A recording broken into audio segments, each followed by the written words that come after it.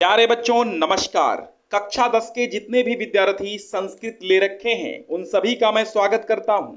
एक बहुत बड़ी परंपरा का निर्वाह कर रहे हैं आप सभी लोग।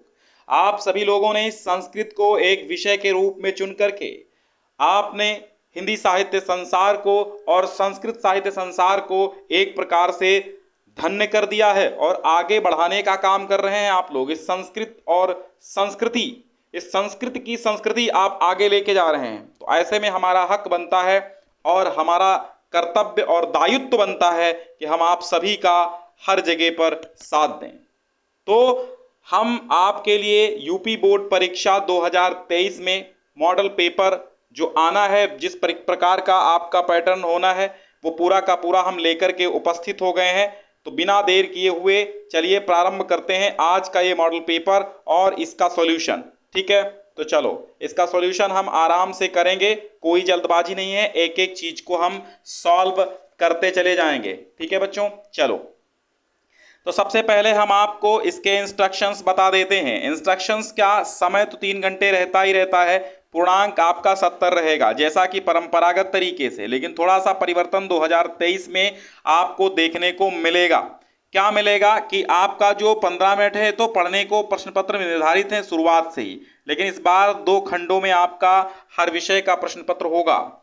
ठीक है, पहला खंड जो होगा उसमें आपके 20 बहुविकल्पीय प्रश्न होंगे जिनके सही विकल्प चयन करके आपको उत्तर पुस्तिका में लिखना होगा या फिर आपको OMR शीट मिलेगी। 99% आपको उत्तर पुस्तिका में लिखना होगा, यानी कि अपनी कॉपी में ही लिखना होगा उत्तर इनके।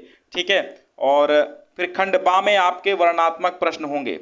डिस्क्रिप्शन में हमने आपको संस्कृत कक्षा 10 की प्लेलिस्ट दे दी है और डिस्क्रिप्शन में पहला लिंक दे दिया है जहां से मॉडल पेपर भी डाउनलोड करेंगे। दूसरा लिंक आपका आपके प्लेलिस्ट का होगा जिससे, और तीसरा लिंक आपका मॉडल पेपर का होगा जहां पे तमाम वीडियोस मिलेंगे। ठीक है, मॉडल पेपर की प्लेलिस्ट का तीसरा लिंक है। तो आपको पहला लिंक क्लिक करके ये मॉडल पेपर डाउनलोड कर लेना है, दूसरा लिंक क्लिक करके आपको पूरा का पूरा सिलेबस पूरा कर लेना है संस्कृत का 70 में 70 लाने के लिए। तीसरा आपको लिंक क्लिक करके आपको तमाम अन्य विषयों के मॉडल पेपर भी देखने हैं तो कर लीजिएगा। ठीक है, प्रत्येक के सम्मुख अंक निर्धारित मिलेंगे आपको। खंड आ में सबसे पहले आप देखेंगे, पहले क्या था, आपको तरीका दूसरा मिलता था, इस बार क्या है, तरीका दूसरा है। इसमें लिखा है प्रश्न संख्या 1 से 3 गद्यांश पर आधारित प्रश्नोत्तर होंगे।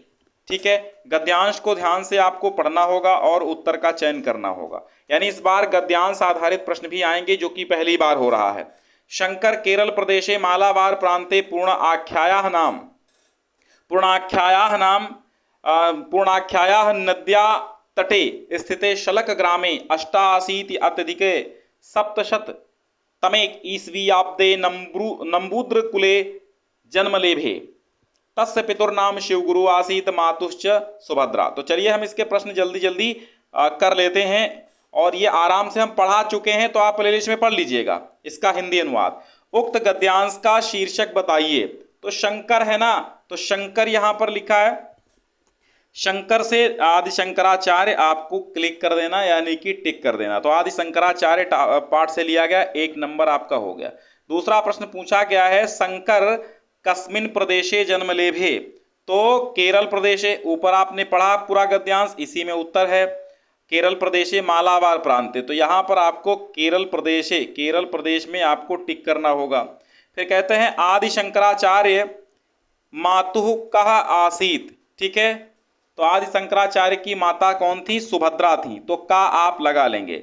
यहाँ ऊपर आप पढ़ेंगे तो गद्यांश में भी आपको देखने को मिल जाएगा, यहाँ लिखा है मातुश्च सुभद्रा, तो इनकी माता का नाम सुभद्रा था।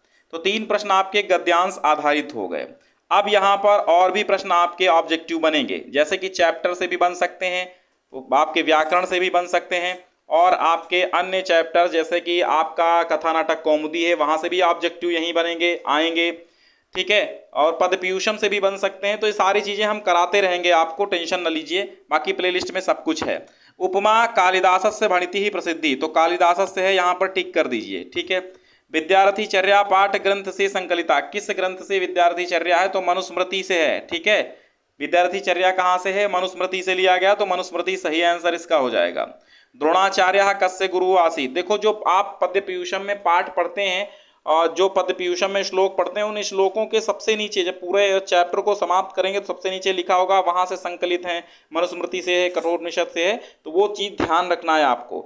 द्रोणाचार्य कस्य गुरु आसीत्, तो द्रोणाचार्य पांडवों के गुरु थे, कौरवों के थे या सबके थे? तो पांडवों और कौरवों दोनों के गुरु थे, ये याद रखना, ठीक है। गा सही है। गीतामृतम पाठ के श्लोक से उद्धृत है, यानी कि रामायण से, श्रीमद् भागवत से, महाभारत से या फिर रामचरितमानस से। कहाँ से है? तो गीतामृतम जो है वो श्रीमद् भागवत गीता है, ठीक है। श्रीमद् भागवत गीता, जो श्रीमद् भगवत गीता जो है, वहां से गीतामृतम आपके श्लोक लिए गए हैं, ठीक है। पृथिव्याम कति रत्नानि, कितने रत्न हैं पृथ्वी में? कितने रत्न हैं? चत्वारि त्रीणि, तो पृथिव्याम त्रीणि रत्नानि, त्रीणि होगा यहाँ पे, त्रीणि की स्पेलिंग गलत है, ठीक है, त्रीणि। और बेशक आपको मॉडल पेपर बिल्कुल जबरदस्त दिया जा रहा है, इसमें कोई शंका मत कीजिएगा। मोहनदास मातुर नाम आसीत, मोहनदास की माता का क्या नाम था? माता का नाम पुतलीबाई, तितलीबाई, कस्तूरबाबाई, कमलीबाई। अच्छा, बहुत से बच्चे क्या करते हैं कि पुतलीबाई की जगह पे कस्तूरबा टिक कर देते हैं। यार पत्नी को माता मत बनाओ भैया, ये कस्तूरबा गांधी तो उनकी पत्नी थी, पुतलीबाई मोहनदास करमचंद की माता का नाम पुतलीबाई था। जीमूत वाहना कस्य पुत्र आसीत, ठीक है। देखो कथानाटक कौमुदी का क्वेश्चन यहाँ पर कि जीमूत वाहन किसका पुत्र था? तो यहाँ पर जीमूत केतो पुत्र था, ठीक है। यहाँ पर खा आंसर आपका होगा जीमूत केतो पुत्र। माहेश्वर सूत्र कितने हैं? 14 माहेश्वर सूत्र हैं। आयुड़ रेल रेक एवं अयोज है वरट लड़ाई मंगड़ नाम झभई गड दस जब गड दस खप छट थचट तऊ कपैशक सरहल, ऐसे याद कर दीजिएगा। और मैं ऑलरेडी पढ़ा भी चुका हूं, प्लेलिस्ट में पढ़ा हुआ है, डोंट वरी, सब कुछ प्लेलिस्ट में मिलेगा, सेकंड लिंक आपको दी गई है। संगति में कौन सी संधि है? देखो व्याकरण के क्वेश्चंस भी आएंगे ऑब्जेक्टिव में। संगति में कौन सी संधि है? तो संगति में अनुस्वार संधि है। कौन सी है? अनुस्वार संधि है। पित्रे किस विभक्ति का वचन का रूप है? पित्रे, पित्रे, पित्रे, पित्रे, बताओ पित्रे जो है किस विभक्ति एवं वचन का रूप है? तो किसका है? चतुर्थी का एक वचन, पित्रा पित्रे, ठीक है। चतुर्थी का, सॉरी, चतुर्थी का एक वचन, घा वाला आपका एकदम सही हो जाएगा। फिर है पास्यथः रूप है। पास्यथः जो रूप है लट लकार का है, किस लकार का? तो पास्यथः आपका हो जाएगा लिट लकार मध्यम पुरुष द्विवचन, ठीक है। पाश्यसी पाश्यथा, तो लिट लकार हो जाएगा यहां पर, बिल्कुल खा ऑप्शन आपका सही है, मध्यम पुरुष द्विवचन, ठीक है। यथाशक्ति में कौन सा समास है? शक्तिम अनतिक्रम में अव्ययी भाव समास है, आपका गा सही है। और फिर प्रश्न है रामः ग्रंथम पठितः, वाक्य के ग्रंथ पद में कौन सा कारक है? ग्रंथम, तो ग्रंथम में कर्म कारक है, ठीक है, क्योंकि ग्रंथम में द्वितीया विभक्ति तो कर्म कारक है। और आनीता में कौन सा प्रत्यय है? आनीता में कौन सा प्रत्यय है? तो यहां पर कत प्रत्यय आपका है, लगा लीजिए, ठीक है। तो आप इस पेपर को डाउनलोड कर लीजिएगा पहली लिंक से। डाउनलोड जब करेंगे तो आपको ये सारे उत्तर लिखने होंगे अपने बुक में, यानी अपनी नोटबुक में, यानी कॉपी में आपको इसके शॉर्ट नोट्स बना लेने होंगे। त्वम पाठशालाम गच्छसि, तो ये आपके एग्जाम के टाइम काफ़ी कुछ हद तक मदद करेंगे। त्वम पाठशालाम गच्छसि, और आप इसको, इस पेपर को जो है अर्धवार्षिक परीक्षा, प्री बोर्ड परीक्षा, वार्षिक परीक्षा, तीनों के लिए इंपॉर्टेंट समझिए, कुछ ना कुछ हमेशा मिलता रहेगा। त्वम पाठशालाम गच्छसि इत्यस्य वाच्य परिवर्तनम अस्ति। त्वम पाठशालाम गच्छसि, इसका वाच्य परिवर्तन क्या होगा? त्वम का त्वया हो जाता है, ठीक है, त्वम का त्वया हो गया, पाठशालाम का पाठशालाम ही रहेगा, और गच्छसि का गम्यते हो जाएगा। तो त्वया पाठशालाम गम्यते, घा वाला आपका सही हो गया। रामः ग्रामम गच्छति वाक्यस्य वाच्य परिवर्तनम भविष्यति, राम जो है वो गांव को जाता है, वाक्य का वाच्य परिवर्तन कीजिए। तो रामेण ग्रामम गम्यते, यहाँ पर आपका का हो जाएगा, ठीक है। सह माम रक्षति, वाच्य परिवर्तन करो, सह माम रक्षति, वो मेरी रक्षा करता है, इसका वाच्य परिवर्तन करो, वो मेरी रक्षा करता है। तो सह माम रक्षति, सह का तेन और माम का अहम, रक्षति का रक्षते, तेन अहम रक्षते, खा बिल्कुल सही हो जाएगा। अब आपका खंड बा आएगा। खंड बा में आपको क्या करना होगा, वर्णात्मक प्रश्न होंगे, यानी कि आपको इन प्रश्नों के उत्तर कॉपी में लिख के देने होंगे और लिख के ऑब्जेक्टिव के भी देने होंगे, लेकिन हो सकता है कि आपको ऑब्जेक्टिव के लिए OMR शीट प्रोवाइड की जाए, लेकिन अभी ऐसा कुछ मुझे लगता नहीं है कि OMR शीट मिलेगी। ठीक है, बाकी ऐसी खबरें तो आ रही हैं और अर्धवार्षिक वगैरह OMR पे ही हो रहा है। तो अब इन गद्यांशों में से एक गद्यांश का हिंदी अनुवाद आपको करना होगा। एका जनश्रुति ही अति प्रसिद्धा अस्ति यया कवि कालिदासः। एक जनश्रुति अत्यधिक प्रसिद्ध है कि यया कालिदासः विक्रमादित्य सभारत्नेषु मुख्यतमः इति ख्यापितः। एक जनश्रुति यह अत्यधिक प्रसिद्ध है कि कालिदास जो थे वो विक्रमादित्य के सभा रत्नों में मुख्य रूप से ख्यापित थे। ठीक है, यानी कि नियुक्त थे। परंतु अत्र अपरा विडंबना समुत्पद्यते, लेकिन यहाँ पर एक अन्य विडंबना यानी दुख की स्थिति उत्पन्न हो जाती है, विडंबना, कि विक्रमादित्य द्वितीयाप स्थिति काला सुतराम स्पष्टो नास्ति। विक्रमादित्य का भी स्थिति काल अत्यधिक स्पष्ट नहीं है। केचित मन्यन्ते, कुछ लोग मानते हैं, यत माने कि विक्रमादित्य उपाधि धारणो, विक्रमादित्य उपाधिधारी द्वितीय चंद्रगुप्त का समकालिक आसीत, समकालीन था कवि असौ, यह कवि। और कालिदासस्य मालविकाग्नि मित्रम, कालिदास के मालविकाग्नि मित्र नाटकस्य, नाटक के नायको अग्निमित्रा, नायक अग्निमित्र शुंगवंशीय आसीत, शुंगवंश के थे। स एव विक्रमादित्योपाधि धृतवानी, उन्होंने ही विक्रमादित्य उपाधि धारण की। यस्य सभारत्नेषु एकः, जिसकी सभा रत्नों में एक कालिदास आसीत, कालिदास थे। तस्य राज्ञः स्थित काला, उस राजा का स्थित काल ख्रीष्टाब्दात प्राग आसीत, ईसवी से पूर्व था, ईसा पूर्व था। सएव स्थित काला कवि अपि सिद्ध्यति, वही स्थित काल इस कवि का भी सिद्ध होता है, यानी कालिदास का भी सिद्ध होता है। तो इस प्रकार आप इसका अनुवाद कर देंगे। संदर्भ आपको जरूर लिखना होगा। ठीक है, हिंदी में अनुवाद करना है, संदर्भ जरूर लिख दीजिएगा, 4 नंबर में है। ठीक, 2 में से 1 करना होगा। फिर यहाँ पर आपको एक पाठ का सारांश लिखना होगा। पाठ का सारांश ऑलरेडी हम करा चुके हैं, प्लेलिस्ट में है। फिर आपको एक श्लोक की हिंदी में व्याख्या करनी होगी, संदर्भ सहित करिएगा। कि नियतम कुरु कर्म त्वं कर्म ज्याया हि अकर्मणः, शरीर यात्रापि च तेन प्रसिद्धेत अकर्मणः। नियतम माने निश्चित रूप से, कुरु कर्म, कर्म करो। हे धनंजय, हे अर्जुन, हे पार्थ, मनुष्य को निश्चित रूप से कर्म करना चाहिए। तुम्हें निश्चित रूप से कर्म करना चाहिए, क्योंकि जो कर्म है वो ज्याया माने बढ़कर है, ही माने क्योंकि, अकर्मणा माने अकर्म से, अकर्म से कर्म बढ़कर के है। शरीर यात्रा पिच, और शरीर यात्रा भी, ते न प्रसिद्ध अकर्मणा, अकर्म से यानी कुछ ना करने से शरीर यात्रा भी यानी कि पाचन क्रिया भी सिद्ध नहीं होती है। ठीक है, तो ये कहाँ से लिया गया है, ये गीतामृतम से लिया गया है। समझ गए आप। सर्वं परवशं दुखम सर्वं आत्मवशं सुखम, एतद्विद्यात् समासेन लक्षणं सुख दुःखयो।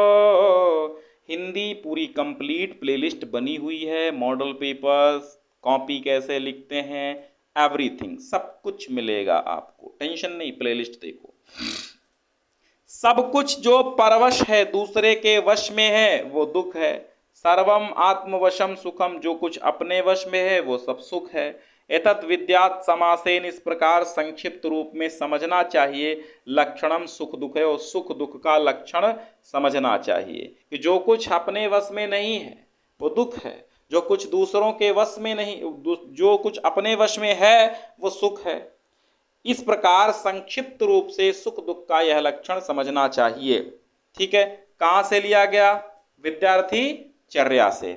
अब देखिए, सूक्तियों में से एक सूक्ति की हिंदी में देखो, यहाँ पढ़ लो। अगर हिंदी में कह रहा है तो हिंदी में व्याख्या, और संस्कृत में कह रहा है तो संस्कृत में करनी है, वरना अंक नहीं मिलेंगे। ठीक है, तो विद्या नया अपि अच्युत भक्ति कारिणी, यानी वो विद्या नहीं है जो भगवान विष्णु की भक्ति कराने वाली न हो। शतम वर्षाणी, यहाँ पे वर्षाणी है, वर्षाणी, जीवति। शतम वर्षाण, ये वर्षाण ऐसे लिखना, ठीक है।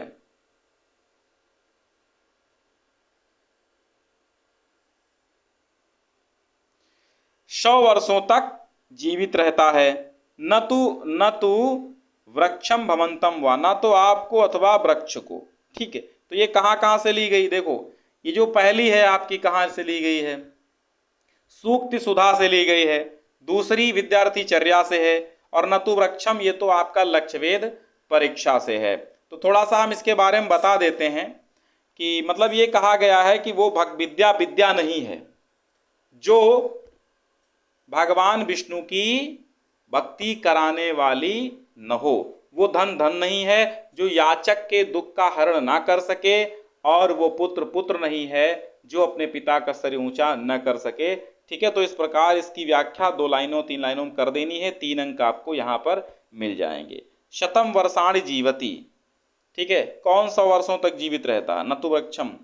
तो इस प्रकार आपको एक करनी तो एक करिएगा। फिर देखिएगा श्लोक आएंगे, इनका संस्कृत में आपको अनुवाद करना होगा, संस्कृत टू संस्कृत ट्रांसलेशन करना होगा। प्लेलिस्ट में मैंने करा दिया है, पढ़ा है, ठीक है। महात्मना संस्मरणानि पाठ के आधार पर गांधी जी का चरित्र करिए, हमेशा आता है, बहुत इंपॉर्टेंट है और 6 नंबर में आता है। निम्नलिखित में से किन्हीं 2 प्रश्नों के उत्तर संस्कृत में लिखिएगा। महात्मा गांधी नेटाल नगरे कदा अगच्छत, तो 1893 तमे ख्रीष्टाब्दे अप्रैल मासे महात्मा गांधी नेटाल नगरे अगच्छत। मनसि किम जायते, ठीक, मनसि किम जायते, तो मैं इसका भी आपको बताता हूं। मनसि किम जायते, मनसि मतलब मन, मन माने मन, ठीक है, किम माने क्या, जायते माने उत्पन्न होता है, ठीक है। मनसि माने मन में, जायते माने उत्पन्न हुआ, यानी कि यहां पे इसका उत्तर ये हो जाएगा कि महात्मा बुद्धस्य मनसि जायते यत संसारगत दुखस्य परिहारा कथम स्यात्, कि संसार में जो दुख है वो कैसे हटाया जा सकता है, ऐसा महात्मा बुद्ध के मन में जायते माने उत्पन्न हुआ। तो मन में क्या उत्पन्न हुआ, इसका अर्थ यह है। जीमूतवाना कथम प्रत्युज्जीवितः कृतः, ठीक है, अनभ्रावृष्टि कथम अभवत, ठीक, अभवत है यहाँ पे। तो आपको इसमें से 2 प्रश्नों के उत्तर देना। चलिए इसका भी करा देते हैं हम। तो इसका क्या होगा, इसका उत्तर जीमूत वाहना अस्ति शेषान उरगपतीन चा प्रत्युज्जीवयितुम अनभ्रावृष्टि अभवत, ठीक है, समझ गए। चलो अब है उच्चारण स्थान, बहुत जबरदस्त 1 नंबर का आएगा, किसी एक वर्ण का ही करना होगा। तो छोटी ई का इच्वेशानाम तालु, तो ये तालु हो जाएगा, ठीक है। और चा का इच्वेशानाम तालु, इसका भी आपका तालु हो जाएगा। और ना का ऋतुलसानाम दंत, ना का हो जाएगा दंत। और फिर धा का क्या हो जाएगा, ताथा दाधा ना, तो इसका भी दंत आपका हो जाएगा, ठीक है। और फिर आपका देखिएगा ये कहते हैं संधि करना है, आपको क्या करना है, संधि विच्छेद करना है।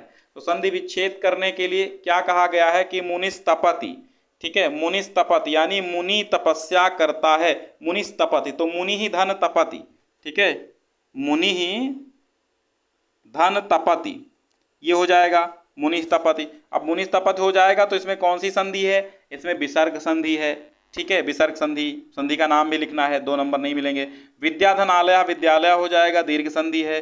दिगंत दिक धन अंत, ये ऐसे बनाएंगे, दिक धन अंत, तो हो जाएगा दिगंत। और दिगंत में कौन सी संधि है, यहाँ पर जस्व संधि है, जस्त्व, ठीक है, जस्त्व ऐसे लिखिएगा, जस्त्व संधि है, ठीक।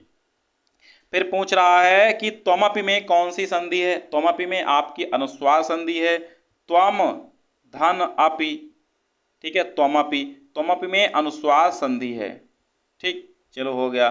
फिर कह रहा है किसी एक शब्द का रूप लिखिए। तो पितृ शब्द का चतुर्थी बहुवचन रूप क्या होगा, पितृ का पितृभ्या हो जाएगा, ठीक है, इसका क्या हो जाएगा, पितृभ्या हो जाएगा। मनस का क्या हो जाएगा, मनस का मनोभ्याम हो जाएगा, मनस शब्द का पंचमी द्विवचन मनोभ्याम हो जाएगा, भ्याम भ्याम भ्याम, तृतीय चतुर्थी पंचमी। और वारी शब्द का षष्ठी एक वचन, ठीक है, वारी का वारिणः हो जाएगा, वारिणः वारिणः, ठीक है। और फिर गो का क्या हो जाएगा, गो शब्द का तृतीया द्विवचन, गो का गोभ्याम हो जाएगा, गोभ्याम, तृतीया चतुर्थी पंचमी का द्विवचन, भ्याम भ्याम भ्याम, ऐसे।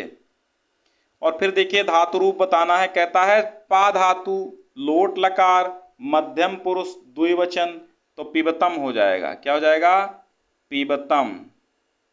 फिर कहता है स्था धातु लंग लकार प्रथम पुरुष बहुवचन, स्था धातु लंग लकार प्रथम पुरुष बहुवचन का अतिष्ठन हो जाएगा। ठीक है, अतिष्ठन।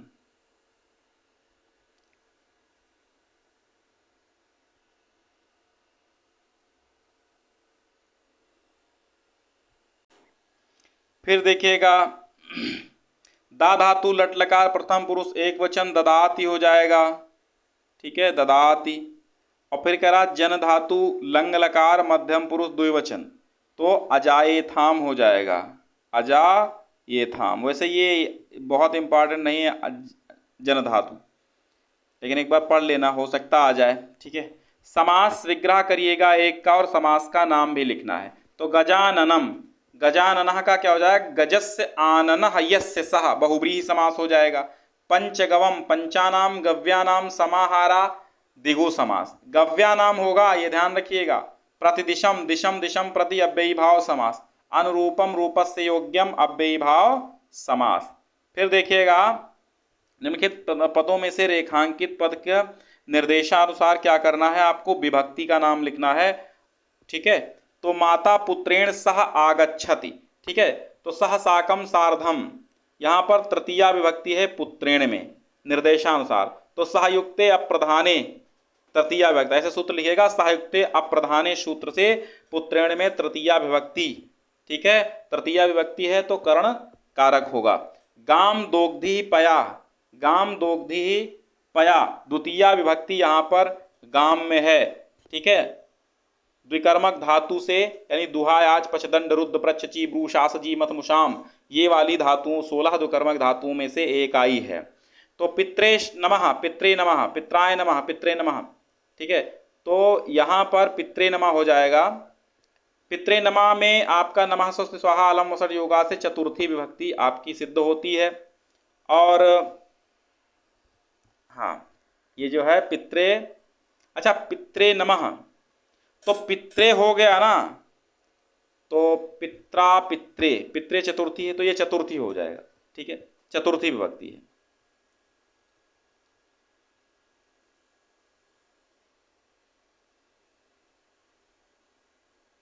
फिर वृक्षात पत्राणि पतंती, वृक्ष से पत्ते गिरते हैं, तो द्रोमपाय अपादानम अपादाने पंचमी। ठीक है, चलो निम्नलिखित में से किसी एक पद में धातु एवं प्रत्यय लिखिएगा। पीत्वा, पीत्वा में पा धातु कत्वा प्रत्यय, नष्टा में नश धातु कत प्रत्यय, पठितुम में पठ धातु तुमुन प्रत्यय, निर्गत्य में निर धातु गम, अच्छा निर्गत्य, निर्गम और लेप। ठीक है, यहाँ पे निर उपसर्ग है प्लस गम धातु है प्लस लेप प्रत्यय है। ठीक है, लेप प्रत्यय लगेगा, निर्गत्य। अब यहाँ देखिए निम्नलिखित में से किसी एक वाक्य का वाच्य परिवर्तन कीजिए। जैसे रामः दुग्धम पिबति, रामेण दुग्धा पीयते, फिर बालकः पुस्तकम पठति। यानी आप समझिए कि आपका वाच्य परिवर्तन ऑब्जेक्टिव में भी आ सकता है, प्रत्यय उपसर्ग ऑब्जेक्टिव में भी आ सकते हैं, और ऐसे भी आ सकते हैं। तो दोनों तरीकों से आपको पढ़ना है। मैं ऑब्जेक्टिव सारे कंप्लीट करा दूंगा, और बाकी डिस्क्रिप्टिव वाले तो ऑलरेडी पढ़े ही हैं, तो प्लेलिस्ट में देखते रहिए। बालका पुस्तकम पठति, रामः दुग्धम पिबति, तो बालका पुस्तकम पठति का क्या हो जाएगा? बालकेन पुस्तकः पठ्यते। और त्वम का स्वकार्यम कुरु, तो त्वम स्वकार्यम कुरु का त्वया स्वकार्यः कुरुते हो जाएगा। और ते कंदुकम नयन्ति, तो तैहि, ते का तैहि, कंदुकम का कंदुकम, नयन्ति का नीयते हो जाएगा।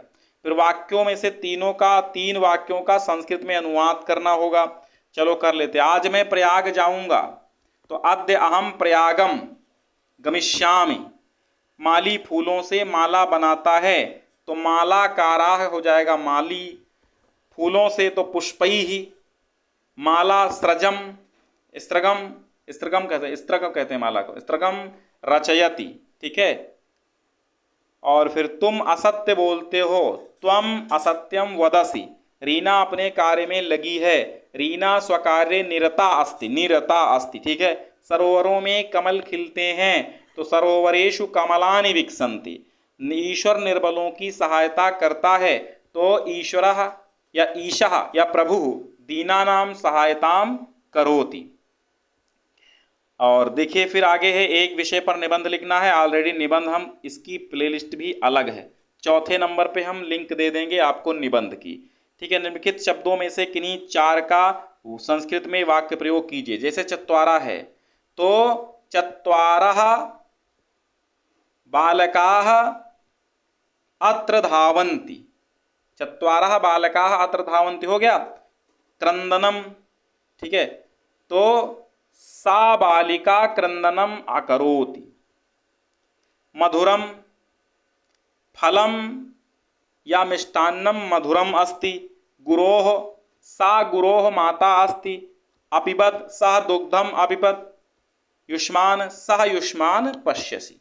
तो बहुत अच्छे से आप इन सभी क्वेश्चंस को ध्यान दीजिएगा। और कैसे कैसे आने हैं पूरा पैटर्न हमने बता ही दिया है। 20 ऑब्जेक्टिव आने हैं और इसलिए हर टॉपिक से आपको ऑब्जेक्टिव तैयार करने हैं। तो आपको डिस्क्रिप्शन में 4 लिंक दी हैं, चारों पर ज़रा ध्यान दीजिएगा। बहुत बहुत धन्यवाद। मिलते हैं हम नेक्स्ट पेपर के साथ, तब तक के लिए नमस्कार।